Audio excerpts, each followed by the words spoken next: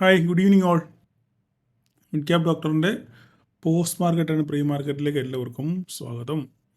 Okay, അപ്പോൾ ഇന്ന് എല്ലാവർക്കും പകുതി പേർക്ക് നിരാശയുടെ ദിവസവും പകുതി പേർക്ക് സന്തോഷത്തിൻ്റെ ദിവസമായിരുന്നു അല്ലേ? എനിക്ക് റിയലി മനസ്സിലാകും, ഇന്നത്തെ മാർക്കറ്റ് കുറച്ച് ട്രിക്കി മാർക്കറ്റായിരുന്നു. നമ്മൾ വിചാരിച്ചതിന് എതിരെ ബിഹേവ് ചെയ്ത മാർക്കറ്റായിരുന്നു. ഇതെങ്ങനെയാണ്, ചില ദിവസങ്ങളിൽ മാർക്കറ്റ് ഇങ്ങനെയായിരിക്കും. അപ്പോൾ നമ്മൾ എല്ലാം ഇതിൻ്റെ ഭാഗമാണ്. നമ്മുടെ ഒരു ജീവിതത്തിൽ സുഖത്തിനും ദുഃഖത്തിനും സുഖദുഃഖ സമ്മിശ്രം എന്ന് പറയുന്ന പോലെ നമുക്ക് ട്രേഡിംഗ് ജേർണിയിലും ചില ദിവസങ്ങളിൽ ഇങ്ങനെയുള്ള അവസ്ഥകളൊക്കെ ഉണ്ടാകാറുണ്ട്. നമ്മൾ വിചാരിക്കും കറക്റ്റാണ്, നമ്മുടെ എൻട്രി കറക്റ്റ് ആയിരിക്കും, ഇവിടുന്ന് ഈ പറയുന്ന എല്ലാ ക്രൈറ്റീരിയ ഒക്കെ കറക്റ്റ് ആണെങ്കിലും ഒരു പക്ഷേ അതിനെതിരെ സംഭവിക്കുന്ന ദിവസങ്ങൾ ചില ദിവസങ്ങളിലുണ്ട്. ഓക്കെ, അപ്പോൾ അവിടെ നമ്മൾ എങ്ങനെയാണ് മാനേജ് ചെയ്യേണ്ടത്? നമ്മുടെ സ്റ്റോപ്പ് ലോസിനെ കൃത്യമായിട്ട് നമ്മൾ പ്ലേസ് ചെയ്താണ് നമ്മളതിനെ മാനേജ് ചെയ്യുന്നത്. ഓക്കെ, നിങ്ങൾ ചെയ്ത് തെറ്റ്, നിങ്ങളെ ഞാൻ കുറ്റം പറയുകയല്ല, നിങ്ങളെടുത്ത എൻട്രിയൊക്കെ കറക്റ്റാണ്. പക്ഷേ ചില സാഹചര്യങ്ങളിൽ മാർക്കറ്റ് ട്രിക്കി മാർക്കറ്റായിരിക്കും. നമുക്കത് ചിലപ്പോൾ ഒരു ഫോൾസ് ബ്രേക്ക് ഔട്ടോ അല്ലെങ്കിൽ ഒരു ഫോൾസ് ക്യാൻഡിലോ ഒക്കെ വീണ് നമുക്ക് നഷ്ടം വരാനുള്ള സാധ്യത. അതിന് നമ്മളതിനെ അംഗീകരിക്കുക എന്നുള്ളതേ ഉള്ളൂ. എന്ന് പറയും ഞാനെടുത്ത ട്രേഡ് തെറ്റാണെന്നോ, ഞാനെടുത്ത ഉപയോഗിച്ച സ്ട്രാറ്റജി തെറ്റാണെന്നൊന്നും അല്ല ഞാൻ പറഞ്ഞു. നിങ്ങൾ ചെയ്തത് ശരി തന്നെയാണ്, പക്ഷേങ്കിൽ ചില ദിവസങ്ങളിൽ മാർക്കറ്റ് അങ്ങനെ സംഭവിക്കും. ഓക്കെ, അതിന് പ്രധാനപ്പെട്ട ഒരു സംഭവമാണ് ഇവിടെ. ഓക്കെ, എനിക്ക് പലരും മെസ്സേജ് അയച്ചു, പിന്നെ ഇനി സ്റ്റോപ്പ് ലോസ് അടിച്ചു, അല്ലെങ്കിൽ നഷ്ടം വന്നു, ചിലർക്ക് ലാഭം വന്നു. ശരിയാണ്, എല്ലാവരെയും ഞാൻ അംഗീകരിക്കുന്നു. ചിലർക്ക് ഞാൻ പേഴ്സണലായിട്ട് മെസ്സേജ് അയച്ചു, എല്ലാവരെയും ആശ്വസിപ്പിച്ചിട്ടുണ്ട്. ഓക്കെ, അത്രേ എനിക്ക് പറയാനുള്ളൂ. ഓക്കെ, എങ്കിൽ തന്നെ നമ്മൾ പോൾ നോക്കുമ്പോൾ ഓൾറെഡി നമ്മുടെ മെയിൻ ഗ്രൂപ്പിൽ മോർ ദാൻ 50% ഉണ്ട്. മറ്റേ ഗ്രൂപ്പിൽ അവിടെ ഉണ്ട് 50%, മോർ ദാൻ 50% മുകളിലുണ്ട്. എങ്കിലും നമുക്കത് പോരായല്ലോ. നമുക്കൊരു ആവറേജ് ഒരു 70% നമ്മുടെ സക്സസ് റേഷ്യോ എപ്പോഴും നമുക്കൊരു 70% നമുക്ക് നിലനിർത്തണം. അത് കാണുന്നതാണ് എനിക്കൊരു സന്തോഷം.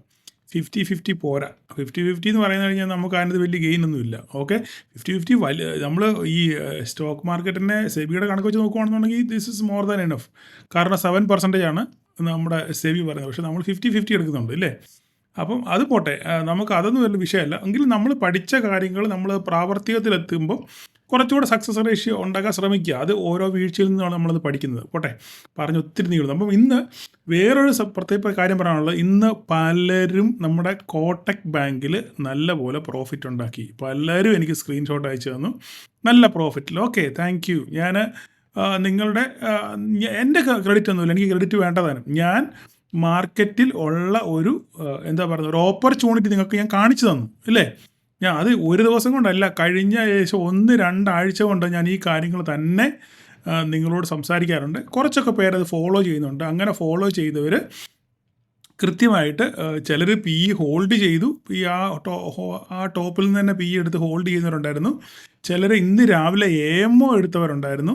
അങ്ങനെ പലരും, അങ്ങനെ കുറേ പേര് എനിക്ക് മെസ്സേജ് സ്ക്രീൻഷോട്ട് അയച്ചു കോട്ടക് റാങ്കിൽ നല്ല പ്രോഫിറ്റ് മേടിച്ചവരുണ്ട്. ഒക്കെ നിങ്ങളെ ഞാൻ അപ്രീഷിയേറ്റ് ചെയ്യുന്നു. കിട്ടിയതൊക്കെ സൂക്ഷിച്ച് വെക്കുക. ഞാൻ അവരോട് പറഞ്ഞു, രാവിലെ തന്നെ ഇത് കിട്ടിയത് കൊണ്ട് നേരെ പോവുക, ഇനി ഇവിടെ ട്രേഡിംഗ് മാർക്കറ്റ് നിൽക്കരുതെന്ന് പറഞ്ഞ് ഞാൻ എല്ലാവരും ഓടിച്ചു വിട്ടു. അപ്പം ഞാൻ പറഞ്ഞതിൻ്റെ താല്പര്യം എന്ന് പറഞ്ഞു കഴിഞ്ഞാൽ, ചില ദിവസം നമുക്ക് ഇങ്ങനെയുള്ള അവസരങ്ങൾ തരും. ചില ദിവസം നമുക്ക് നഷ്ടത്തിൻ്റെ അവസരങ്ങളും വരും, ചില ദിവസം നല്ല ഹ്യൂജ് ലാഭത്തിൻ്റെ അവസരം. അപ്പോൾ ഹ്യൂജ് ലാഭം കിട്ടുമ്പോൾ നമ്മൾ അതും മേടിച്ചുകൊണ്ട് വീട്ടിൽ പോവുക. നഷ്ടം സംഭവിക്കാൻ തുടങ്ങുകയാണെന്നുണ്ടെങ്കിൽ അതിനെ സ്റ്റോപ്പ് ലോസ് വെച്ച് മാനേജ് ചെയ്യുക. ഇതായിരിക്കണം നമ്മുടെ സ്ട്രാറ്റജി. ഓക്കെ, അപ്പോൾ ഇത് നിങ്ങൾ മറന്നു പോകരുത്. അതുപോലെ തന്നെ SBIനും നമുക്ക് മാർക്കറ്റ് നേരെ താഴോട്ടാണ് വന്നത്. ഓക്കെ, ജസ്റ്റ് ഞാൻ വേണമെങ്കിൽ അതൊന്ന് നമുക്ക് ബാങ്ക് നിഫ്റ്റി വരുമ്പോൾ നമുക്ക് എടുക്കാം. ഓക്കെ, ഇപ്പം നമുക്ക് ഇന്നത്തെ സംഭവത്തിലോട്ടൊന്ന് കടന്നു വരാം. ഇന്ന് നിങ്ങൾ നോക്കിക്കേ, മാർക്കറ്റ് ഒരു ഗ്യാപ്പ് അപ്പിൽ 70 പോയിൻ്റ് അങ്ങനെ മാർക്കറ്റ് ഗ്യാപ്പ് അപ്പിൽ ഓപ്പൺ ചെയ്തു, നമ്മുടെ റേഞ്ചിൽ കടന്ന് കളിച്ചു. അതിനുശേഷം വീണ്ടും താഴെ വന്ന് സപ്പോർട്ട് എടുത്തു, പിന്നെ നേരെ മുകളിലോട്ട് പോയി. ഇതും ബ്രേക്ക് ചെയ്ത് മുകളിലോട്ട് പോയി അല്ലേ? ഇത് ബ്രേക്ക് ചെയ്ത് മുകളിലോട്ട് പോയിട്ട് ഈ ക്യാൻഡിൽ ക്ലോസ് ചെയ്തപ്പം പലരും ഇവിടെ പി എടുത്തു. എന്താണ് ഇത്? ഒരു ഹ്യൂജ് റിജക്ഷൻ. ശരിയാണ്, നമ്മൾ പഠിച്ചിട്ടുണ്ട് പല പ്രാവശ്യം, നമ്മളങ്ങനെ പ്രോഫിറ്റും എടുത്തിട്ടുണ്ട്. നമ്മൾ കറക്റ്റാണ്, നല്ലൊരു റിജക്ഷൻ വന്നു. അങ്ങനെയാണെങ്കിൽ മാർക്കറ്റ് താഴോട്ട് വരാനുള്ള സാധ്യത ഉണ്ട്. അടുത്ത ക്യാൻഡിൽ നമുക്കൊരു കൺഫർമേഷൻ തന്നു ഇല്ലേ? കൺഫർമേഷൻ്റെ അടുത്ത ക്യാൻഡിൽ തന്നു. പക്ഷേങ്കിൽ ഇവിടെ ആരെങ്കിലും ചെറിയ പ്രോഫിറ്റും കൊണ്ട് ന്യായം പാലിച്ച് ഇറങ്ങിയവർക്ക് ഓക്കെ, അല്ലാത്തവരെ ഹോൾഡ് ചെയ്തവർക്ക് നല്ല നഷ്ടം സംഭവിച്ചു. കാരണം അവർ പിന്നെയും ഇവിടെ വരെ റീടെസ്റ്റിന് വേണ്ടി നോക്കിയിരുന്നു. തിരിച്ചു വരുന്നൊരു പ്രതീക്ഷ. അവരെ കുറ്റം പറയാൻ ഒരിക്കലും പറ്റത്തില്ല. ഒരിക്കലും ഞാൻ നിങ്ങളെ കുറ്റം പറയത്തില്ല, നിങ്ങൾ ചെയ്തത് ശരി തന്നെയാണ്. പക്ഷേങ്കിൽ ഇവിടെ പറ്റിയെന്ന് പറഞ്ഞു കഴിഞ്ഞാൽ, ഇവിടെ വലിയൊരു ഹ്യൂജ് ക്യാൻഡിൽ വീണ് നല്ലപോലെ സ്റ്റോപ്പ് ലോസ് ഒന്നുകിൽ ഇതായിരുന്നു നമ്മുടെ സ്റ്റോപ്പ് ലോസ് അല്ലേ, ഒന്നുകിൽ സ്റ്റോപ്പ് ലോസ് അടിച്ചു, അല്ലെങ്കിൽ നമ്മളത് ക്യാൻഡിൽ ക്ലോസ് ചെയ്യാൻ വേണ്ടി വെയിറ്റ് ചെയ്ത് നമുക്കൊരു നഷ്ടം സംഭവിച്ചു. ഈ നഷ്ടത്തെ നമ്മൾ അക്സെപ്റ്റ് ചെയ്യുക എന്നുള്ളത് മാത്രമേ ഉള്ളൂ, അല്ലാതെ പ്രത്യേകിച്ച് അതിനകത്തിൽ വേറെ ഒരു കാര്യം പറയാനില്ല.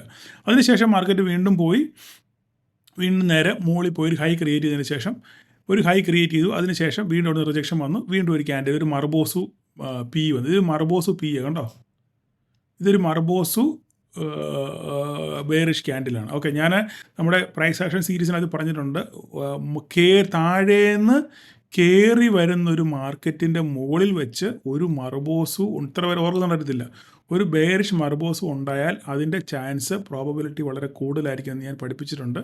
നിങ്ങൾ എത്ര പേര് ഓർക്കുന്നുണ്ട് എന്ന് എനിക്കറിയത്തില്ല. എങ്ങനെയാണെന്നുണ്ടെങ്കിൽ നമുക്ക് ഈ മർബോസിനെ ഒരു ബെയറിഷ് ക്യാൻഡിലായിട്ട് കണക്കാക്കി നമുക്ക് കൂടുന്നൊരു ട്രേഡ് ഉണ്ടായിരുന്നു. അങ്ങനെയാണെങ്കിൽ ആ ട്രേഡ് എടുത്തവർക്ക് ഒരു പ്രോഫിറ്റ് നല്ല രീതിയിൽ കിട്ടി. പിന്നെ പലരും ഇപ്പം ന്യായം പാലിക്കാൻ ശ്രമിക്കുന്നുണ്ട്, വളരെയധികം സന്തോഷമുണ്ട്. പലരും കാത്തിരുന്ന് ട്രേഡ് എടുക്കാൻ പഠിച്ചു. ഓക്കെ, ആ ടെംപ്റ്റേഷനൊക്കെ മാറി. ഓക്കെ, അതൊക്കെ ഒരു നല്ലൊരു പോസിറ്റീവ് സൈനാണ്. ഓക്കെ, അതായത് രാവിലെ 9-15 തന്നെ ട്രേഡ് എടുക്കുന്ന പലരും ഇപ്പം ട്രേഡ് എടുക്കാറില്ല. ഓക്കെ, അവർ ആ ഓപ്പർച്യൂണിറ്റിക്ക് വേണ്ടി കാത്തിരുന്ന് ആ ഒരു അവസരം വരുമ്പോൾ മാത്രം ട്രേഡ് എടുക്കുന്ന ഒരു മെൻറ്റാലിറ്റിയിലേക്ക് അവരൊക്കെ മാറിയിട്ടുണ്ട്. ഓക്കെ, അതിനൊക്കെ നിങ്ങളെ ഞാൻ അപ്രീഷിയേറ്റ് ചെയ്യുന്നു. നിങ്ങൾ വീണ്ടും നിങ്ങളുടെ ആ മെൻ്റൽ സ്റ്റെബിലിറ്റി നിങ്ങൾ വളർത്തിയെടുക്കാൻ ശ്രമിക്കുക. ഓക്കെ, കാത്തിരുന്ന് ട്രേഡ് ചെയ്യാൻ ശ്രമിക്കുക, അവസരം വരുമ്പോൾ മാത്രം ട്രേഡ് ചെയ്യാൻ ശ്രമിക്കുക. ഓക്കെ, അപ്പോൾ അത്രയും പറഞ്ഞുകൊണ്ട് ഞാൻ അവിടെ നിർത്തുകയാണ്. അപ്പോൾ നമുക്ക് ഇന്നത്തെ മാർക്കറ്റിലോട്ട് വരാം. ഇന്നത്തെ മാർക്കറ്റിൽ എന്താണ് സംഭവിച്ചത്? ഇന്നത്തെ മാർക്കറ്റിൽ ഞാനിപ്പോൾ പറഞ്ഞ പോലെ തന്നെ ഒരു കൺസോളിഡേഷനാണ് മാർക്കറ്റ്. മാർക്കറ്റ് കുറച്ച് നേരം മുകളിലോട്ട് പോയി നേരെ താഴോട്ട് വന്നു. നമ്മുടെ ലെവൽ കൃത്യമായിട്ട് റെസ്പെക്ട് ചെയ്ത് നമ്മൾ വരച്ച റേഞ്ച് ലൈൻ റേഞ്ച് ലൈനിന് മുകളിലാണ് ആ റേഞ്ച് ലൈനിലാണ് മാർക്കറ്റ് ഓപ്പൺ ചെയ്തത്. നേരെ മുകളിലോട്ട് പോയി ഒരു ഹൈ ക്രിയേറ്റ് ചെയ്ത് നേരെ വീണ്ടും തിരിച്ച് അതേ ലൈനിൽ തന്നെ വന്ന് സപ്പോർട്ട് എടുത്തിട്ട് മാർക്കറ്റ് പിന്നെ ഒരു കൺസോളിഡേഷൻ സ്റ്റേജിലേക്ക് മാർക്കറ്റ് പോയി. അപ്പോൾ നാളെ ഇനി എന്താ സംഭവിക്കും? നാളെ സംഭവിക്കുന്നതെന്ന് വെച്ചാൽ വെരി സിമ്പിളായിട്ട് നമുക്ക് നോക്കിക്കഴിഞ്ഞാൽ ഇതിനകത്ത് ഇനിയിപ്പോൾ ഈ ലൈന് വാലിഡിറ്റി ഇല്ല. ഓക്കെ, ഈ വരെ നമുക്ക് കളയാം, ഈ ലൈൻ വേണ്ട. ഓക്കെ, ഇനിയിപ്പോൾ എന്താ സംഭവിച്ചത്? ഇതൊരു ഹൈ ആണ്. ഓക്കെ, 24,525. ഓക്കെ, ഇത് താഴെ 24,411. ഇത്രയും റേഞ്ചിൽ തന്നെ ഇതിന് മാറ്റങ്ങളൊന്നും വരുത്താനില്ല എനിക്ക്. കാരണം എന്താണെന്ന് വെച്ച് കഴിഞ്ഞാൽ നാളെ മാർക്കറ്റ് എന്താ സംഭവിക്കുമെന്ന് നമുക്കറിയത്തില്ല. ഗ്യാപ്പ് അപ്പ് ആണോ, ഗ്യാപ്പ് ഡൗൺ ആണോ, കൺസോളിഡേഷൻ ആണോ എന്നൊന്നും നമുക്ക് പറയാൻ പറ്റത്തില്ല. ഓക്കെ, അപ്പോൾ ഈ റേഞ്ചിനകത്ത് നമുക്ക് നോ ട്രേഡാണ്. വേണമെങ്കിൽ എനിക്കിത് ചെറുതാക്കാം. എനിക്ക് വേണമെങ്കിൽ ഇതിങ്ങനെ ചെറുതാക്കാം. എങ്ങനെ? ഈ ഹൈ വെച്ചിട്ട് വേണം ചെറുതാക്കാം. പക്ഷെ അങ്ങനെ വേണ്ട, അതിൻ്റെ ആവശ്യമില്ല. നമ്മൾ നാളെ ട്രേഡ് ചെയ്തില്ലെന്നേ ഉള്ളൂ. നാളെ നിങ്ങൾ ട്രേഡ് ചെയ്തില്ലെങ്കിൽ നാളെ സെൻസെക്സിൻ്റെ എക്സ്പയറി ആണ്, മാർക്കറ്റ് ഭയങ്കര വോളറ്റാലിറ്റി ആയിരിക്കും. അപ്പം നിങ്ങൾ ഈ റേഞ്ച് ബ്രേക്ക് ചെയ്തെങ്കിൽ മാത്രം ട്രേഡ് ചെയ്താൽ മതി. ഇല്ലെങ്കിൽ നിങ്ങൾ ട്രേഡ് ചെയ്യേണ്ട. നാളെ ചുമ്മാതിരിക്കുക, നോക്കി പഠിക്കുക. ഓക്കെ, നോക്കി പഠിക്കുക, അത് മാത്രമേ ഉള്ളൂ. ഏത് സൈഡിലോട്ട് മാർക്കറ്റ് ബ്രേക്ക് അല്ലെങ്കിൽ പിന്നെ നിങ്ങൾക്ക് എന്ത് ചെയ്യണം? പിന്നെ ചെയ്യാൻ പറ്റും. എങ്ങനെയാണ്? മാർക്കറ്റ് ഇവിടെ ഫ്ലാറ്റ് ഓപ്പൺ ചെയ്ത ശേഷം ഇവിടെ വന്ന് ശരി റിജക്ഷൻ കിട്ടുവാണെങ്കിൽ നിങ്ങൾക്ക് ഇവിടെ ഒരു ട്രേഡ് എടുക്കാം. ഓക്കെ, അല്ലെങ്കിൽ നേരെ താഴോട്ട് ഇവിടെ വന്ന് സപ്പോർട്ട് എടുത്ത് നേരെ തിരിച്ച് തരുവാണെന്നുണ്ടെങ്കിൽ ഇവിടെ നിങ്ങൾക്കൊരു ട്രേഡ് എടുക്കാം. ഈ 2 ട്രേഡ് മാത്രമേ ഉള്ളൂ. ഇല്ലെങ്കിൽ ഇത് ബ്രേക്ക് ചെയ്യണം. ഒന്നീ മുകളിലോട്ട് ബ്രേക്ക് ചെയ്ത് സസ്റ്റെയിൻ ചെയ്യണം, അല്ല താഴോട്ട് ബ്രേക്ക് ചെയ്യും. പക്ഷേ മോളോട്ട് ഒരു 15 മിനിറ്റെങ്കിലും സസ്റ്റെയിൻ ചെയ്യണം. കാരണം മോളോട്ട് എനിക്ക് പ്രതീക്ഷയില്ല. കാരണം മാർക്കറ്റ് ഇത്ര അൺസർട്ടനിറ്റി നിൽക്കുന്നതുകൊണ്ട് മോളിലോട്ട് നമ്മുടെ ഇത് ലിമിറ്റഡ് ആയിരിക്കും. നമ്മുടെ അപ്സൈഡ് എന്ന് പറഞ്ഞു കഴിഞ്ഞാൽ ക്യാപ്ഡാണ്. മനസ്സിലായോ? ക്യാപ്ഡാണ്. നമ്മുടെ മോളോട്ടുള്ള ലിമിറ്റഡാണ്. ഇപ്പോൾ ഇവിടെ തന്നെ നോക്കിക്കഴിഞ്ഞാൽ നിങ്ങൾക്ക് മനസ്സിലാവും. നമ്മുടെ മാർക്കറ്റ് തൊട്ടടുത്തൊരു റെസൾട്ട് ഇന്നലത്തെ മിനിയാന്നത്തെ റിസൾട്ട് 24,588. ഓക്കെ, അതും കടന്നു പോയെങ്കിൽ നമുക്കൊരു ബുള്ളിൽ സെറ്റപ്പ് വരാൻ പറ്റത്തില്ല. പക്ഷേ അങ്ങനെ ഒരു സാധ്യത ഞാൻ ഇപ്പം നിലവിൽ കാണുന്നില്ല. കാരണം മാർക്കറ്റിൽ ഈ ഒരു അവസ്ഥ ഇങ്ങനെ മാർക്കറ്റ് ഒരു അൺസർട്ടനിറ്റി നിൽക്കുന്നുണ്ട്. പക്ഷേ അപ്പോൾ തന്നെ നമ്മളൊരു കാര്യം ചിന്തിക്കണം. US മാർക്കറ്റിൻ്റെ ഫ്യൂച്ചർ ഡൗ ജോൺസും നാസ്ഡാക്കും രണ്ടും നെഗറ്റീവിലാണ് രാവിലെ മുതൽ ഓടിക്കൊണ്ടിരിക്കുന്നത്. പക്ഷെങ്കിൽ നമ്മൾ ഇന്ത്യൻ മാർക്കറ്റ് ഞാനിപ്പോൾ കുറച്ച് നീട്ടിപ്പോകുന്നതുകൊണ്ട് നിങ്ങൾ ശ്രമിക്കണം. പക്ഷേ നമ്മൾ മാർക്കറ്റിലെ എല്ലാ കാര്യങ്ങളും നമ്മൾ മനസ്സിലാക്കണം. അതുകൊണ്ട് ഞാൻ പറയുന്നത്, നമ്മൾ ഇപ്പോൾ നോക്കിക്കഴിഞ്ഞാൽ ഇവിടെ നോക്കി US മാർക്കറ്റ് രാവിലെ മുതൽ ഇങ്ങനെയാണ്, ഇത് നെഗറ്റീവിലാണ് ട്രേഡ് ചെയ്തുകൊണ്ടിരിക്കുന്നത്. നാസ്ഡാക്കിൻ്റെ ഫ്യൂച്ചറും പിന്നെ ഇത് നമ്മുടെ ഡൗ ജോൺസിൻ്റെ ഫ്യൂച്ചർ രണ്ടും നെഗറ്റീവിലാണ്. പക്ഷേ ഈ നെഗറ്റീവ് ഫാക്ടർ ഒന്നും നമ്മളുടെ മാർക്കറ്റിനെ ബാധിച്ചിട്ടേ ഇല്ല. അതിൻ്റെ അർത്ഥം എന്ന് വെച്ച് കഴിഞ്ഞാൽ നമ്മൾ US മാർക്കറ്റുമായിട്ട് ഡീകപ്പിൾഡാണ്.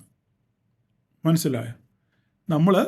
നമ്മളുടെ US മാർക്കറ്റുമായിട്ട് നമ്മൾ ഡീകപ്പിൾഡാണ്. അതായത് അവിടെ സംഭവിക്കുന്ന കാര്യങ്ങളൊന്നും നമ്മളെ ബാധിക്കുന്നില്ല. നമ്മൾ ബാധിക്കും എപ്പോഴാണ്? ജെറോം പവൽ വരും. ബുധനാഴ്ച ജെറോം പവൽ പിന്നെ FOMC മീറ്റിങ്ങിൻ്റെ ഔട്ട്കമ്മുമായിട്ട് വരുമ്പോൾ അന്ന് നമ്മുടെ മാർക്കറ്റിനെ സ്വാധീനിക്കും. അതുവരെ മാർക്കറ്റ് വലിയ സ്വാധീനമൊന്നും ചെലുത്തില്ല, അല്ലെങ്കിൽ അതുപോലെ വലിയ ഭീകര സംഭവങ്ങളെല്ലാം ഉണ്ടാകണം. അതല്ലാതെ നമ്മുടെ മാർക്കറ്റിനെ ഇത് സ്വാധീനിക്കാനുള്ള സാധ്യതയില്ല. പിന്നെ രണ്ടാമത്തെ കാര്യം വാറാണ്. അടി എപ്പോൾ നടക്കുമെന്ന് അറിയത്തില്ല. ആ അടി എല്ലാവരും പ്രതീക്ഷിച്ചുകൊണ്ടിരിക്കുന്നു. ഇന്ന് വരും നാളെ വരും, പുലി വരുന്നതെന്ന് പറഞ്ഞ രീതിയിലാണ്. അവസാനം പുലി വരുമ്പം ആരും കാണത്തുമില്ല എന്ന് പറഞ്ഞ കണക്ക് നമുക്ക് എന്നാലും കാത്തിരിക്കാം. മാർക്കറ്റ് ഞാൻ ഈ പറഞ്ഞ പോലെ തന്നെ ഒരു പരിധി വിട്ട മാർക്കറ്റ് എങ്ങോട്ടും പോകുന്നില്ല. അപ്പം ആ ഒരു പരിധി വിടാൻ വേണ്ടി നമ്മൾ വെയിറ്റ് ചെയ്യുക. ഓക്കെ, ഒന്നുകിൽ മോളോട്ട് അല്ല താഴോട്ട്. ഞാൻ ഇപ്പോഴും താഴോട്ട് തന്നെയാണ് പ്രതീക്ഷിക്കുന്നത്. മോളോട്ട് എനിക്കൊരു പ്രതീക്ഷയില്ല. ചിലപ്പോൾ എൻ്റെ പ്രതീക്ഷയ്ക്ക് കടക്ക് വിരുദ്ധമായിട്ട് മാർക്കറ്റ് മുകളിലോട്ട് പോയേക്കാം, അങ്ങനെ സംഭവിച്ചേക്കാം. കാരണം ഞാൻ ദൈവമൊന്നുമല്ല. ഓക്കെ, നമ്മൾ സാധ്യതകളെ പറ്റി മാത്രമാണ് സംസാരിക്കുന്നത്. അപ്പം നാളെ ചിന്തിക്കാനുള്ളത് ഈ രണ്ട് കാര്യം മാത്രമേ ഉള്ളൂ. ഓക്കെ, അപ്പം 24,526, 24,411 ഇത് രണ്ടെണ്ണേ ഉള്ളൂ റേഞ്ച്. വേറെ റേഞ്ചുകളൊന്നുമില്ല. ബാക്കി ലെവലുകളൊക്കെ നമ്മൾ ഓൾറെഡി വരച്ചിട്ടിട്ടുണ്ട് ഇവിടെ, അല്ലേ? ഓക്കെ, അപ്പം നമുക്ക് അത്രയും ഭാഗം കൊണ്ട് അവിടെ കൊണ്ട് നിർത്താം. അപ്പോൾ അടുത്ത് നമുക്ക് ബാങ്ക് നിഫ്റ്റി നോക്കാം. ഞാൻ തുറന്ന പോലെ നോക്കിയിട്ടില്ല ഇതുവരായിട്ടും. ബാങ്ക് നിഫ്റ്റി നോക്കാം. അത് ഒരു റേഞ്ച് ബൗണ്ടായിരുന്നു. ഈ പറഞ്ഞ പോലെ തന്നെ റേഞ്ച് ബൗണ്ടറിൽ നമുക്ക് ഇത് വേണ്ട. ഇനിയിപ്പോൾ ഇതിൻ്റെ ആവശ്യം ഇല്ല. ഓക്കെ, കാരണം മാർക്കറ്റ് ഇന്ന് രാവിലെ ഓപ്പൺ ചെയ്തപ്പോൾ മുതൽ ഇത് കണ്ടോ, ഓപ്പൺ ചെയ്തപ്പോൾ മുതലേ നമ്മൾ ബാങ്ക് നിഫ്റ്റി ഡൗൺ ആയിരുന്നു. കാരണം ഞാൻ പറഞ്ഞു ഓൾറെഡി SBIയും കോട്ടക് ബാങ്കും എന്താണ് നെഗറ്റീവിലാണ്, ബാഡ് റിസൾട്ട് ആയതുകൊണ്ട്. കൃത്യമായിട്ട് ഞാൻ പറഞ്ഞിരുന്നു, ബാഡ് റിസൾട്ട് ആയതുകൊണ്ട് രണ്ടും താഴോട്ട് വന്നു. ബാക്കി ആരും വലിയ പെർഫോം ചെയ്തില്ല. HDFC പെർഫോം ചെയ്തെങ്കിലും നേരെ തിരിച്ച് താഴോട്ട് തന്നെ പോയിരുന്നു. ഓക്കെ, ചെറിയ പോസിറ്റീവിലാണ് ഇത് ക്ലോസ് ചെയ്തേക്കുന്നത്. ICICI നെഗറ്റീവിലാണ് ക്ലോസ് ചെയ്തേക്കുന്നത്. SBIനും 10 രൂപ 15 രൂപ വരെ കണ്ട് പോയി ക്ലോസ് ചെയ്തത്. അപ്പോൾ ഇനിയിപ്പോൾ നാളെ നമുക്ക് എന്താ നോക്കണ്ടേ? നാളെ നമുക്ക് ഇതാണ് ഹൈ, ഈ ഹൈയും ഈ ലോയും. ഇത് വേണം നമുക്ക് കുറച്ചൊന്ന് അഡ്ജസ്റ്റ് ചെയ്യാം. ഇതിങ്ങനെ ഇരിക്കട്ടെ. ഓക്കെ, ഇത്രയേ ഉള്ളൂ റേഞ്ച്. ഇതിനകത്ത് എങ്ങോട്ട് ബ്രേക്ക് ചെയ്ത് നോക്കുക, ട്രേഡ് എടുക്കുക, അത്ര മാത്രമേ ഉള്ളൂ. ഇത് മുകളിലത്തെ റെസിസ്റ്റൻസ്. സിമ്പിളാണ്, ഒത്തിരി കാര്യങ്ങളൊന്നും പറയാനില്ല. ഓക്കെ, ഇത് ബ്രേക്ക് ചെയ്ത് മുകളിലോട്ട് പോകുകയാണെങ്കിൽ പിന്നെ ബാക്കി ഇവിടെ കിടപ്പുണ്ട്. ഇത്രയേ ഉള്ളൂ. ബാങ്ക് നിഫ്റ്റിയിൽ നിങ്ങൾ വരച്ചിടുക. താഴോട്ടാണെങ്കിലും 85. ഞാൻ ഇന്നലെ നിങ്ങളോട് പറഞ്ഞു bank Nifty all time high നിൽക്കുകയാണ്. അപ്പോൾ എപ്പോഴും ഒരു പ്രോഫിറ്റ് ബുക്കിങ്ങിനുള്ള സാധ്യത വളരെ കൂടുതലാണ്. അങ്ങനെയാണെങ്കിൽ ഇവൻ താഴെ വന്നിട്ട് നിഫ്റ്റിയും ബാങ്ക് നിഫ്റ്റിയോട് ഒന്നിച്ച് തോളെ കൈയിട്ട്, ഇന്നലെ ഞാൻ പറഞ്ഞ പോലെ തോളെ കൈയിട്ട് നേരിട്ട് മേലോട്ട് പോകാനുള്ള സാധ്യതയാണ് വളരെ കൂടുതൽ. എനിവേ നമുക്ക് നോക്കാം എന്താ സംഭവിക്കുന്നതെന്ന്.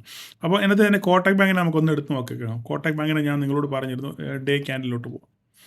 നോക്കിക്കേ, ഡേ ക്യാൻഡിൽ നോക്കിക്കേ. ഞാൻ ഇന്നലെ കൃത്യമായിട്ട് ഞാൻ പറഞ്ഞിരുന്നു നാളെ മാർക്കറ്റ് ഇത് താഴോട്ട് 21,100 വരെ വരാനുള്ള സാധ്യത ഉണ്ട് എന്ന് പറഞ്ഞ് കൃത്യമായിട്ട് 20.84 മാർക്കറ്റ് ക്ലോസ് ചെയ്തേക്കുന്നത്. നമ്മൾ വരച്ച ലെവൽ കൂടെ 20.65 വന്ന് സപ്പോർട്ട് എടുത്ത് നേരെ തിരിച്ച് ഇതിനകത്ത് ക്ലോസ് ചെയ്തേക്കുന്നത്. ഇനിയിപ്പോൾ അടുത്ത കടമ്പെന്ന് പറഞ്ഞു കഴിഞ്ഞാൽ 20.65.